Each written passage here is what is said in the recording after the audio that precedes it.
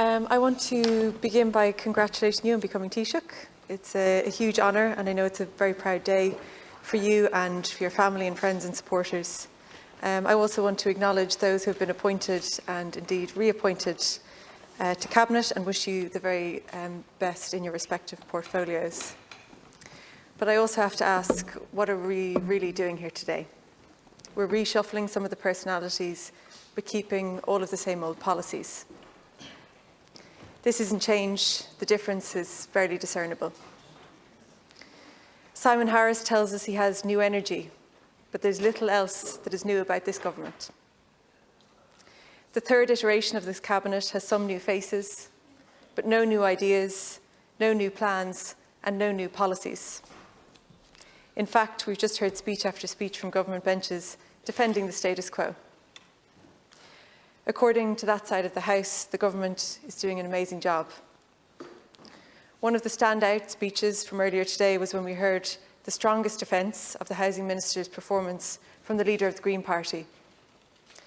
Minister Ryan seems to view record house prices, record rents, more than 4,000 children growing up in emergency accommodation, and a complete collapse in home ownership as a job well done.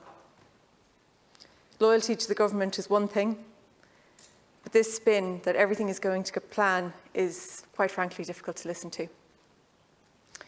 It's important to be clear about how we got here. Decades of failed policy have caused this crisis. Pointing this out isn't political point scoring, it's simply pointing out the blindingly obvious. That successive government plans have not and are not working.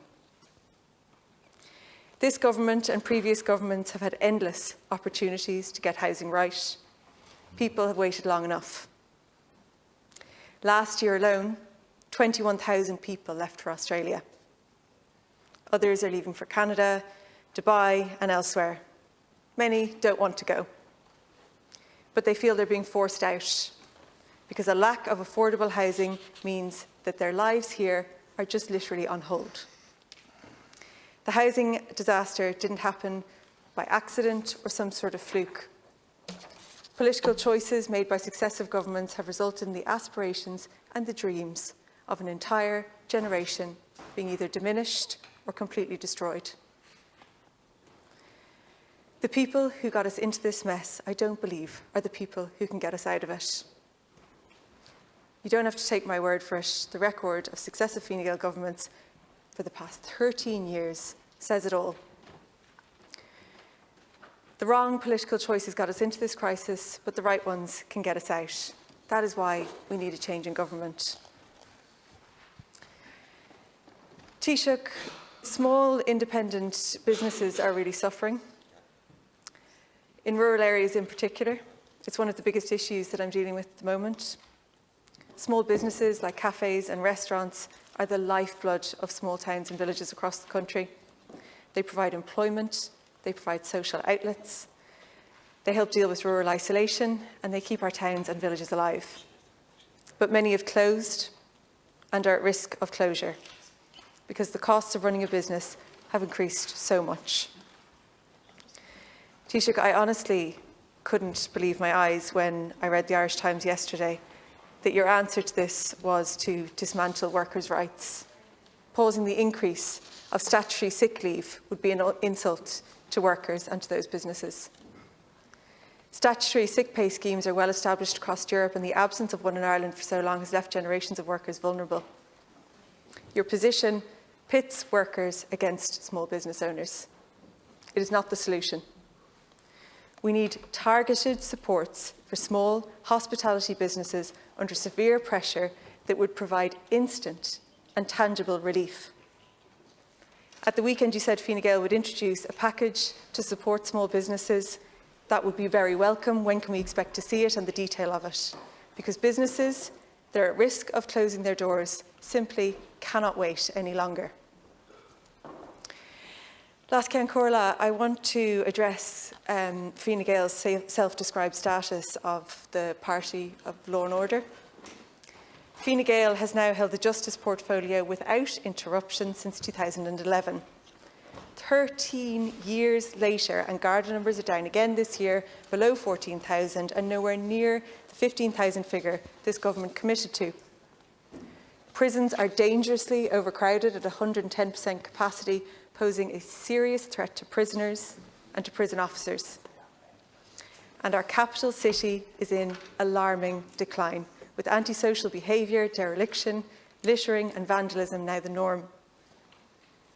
I'm sure you can understand, given all that, why Fine Gael referring to themselves as the party of law and order just feels like spin. For 2 years now, my colleague, Deputy Gary Gannon, has been pleading with Fine Gael ministers to convene a multi-agency task force on safety in the city of Dublin, and nothing. Until last weekend, when the new Taoiseach announced that he was adopting Gary Gannon's suggestion. Taoiseach, I hope that for Dublin it will be more than a throwaway line in a conference speech. It must be followed by action, and the task force must be more than a talking shop. So can I ask you, who will be sitting on the task force? What resources will they have? What are the specific issues that will be tackled? And what are the timelines for delivery? Dublin is an amazing city, but it needs some help. We hope you'll provide it, and we'll work with you if you follow through on your promise. Taoiseach, for the remaining few months of this government, you will be Ireland's voice on a world stage, and there is nowhere where our voice is more important than on Gaza. Gaza has been turned into a hell on earth.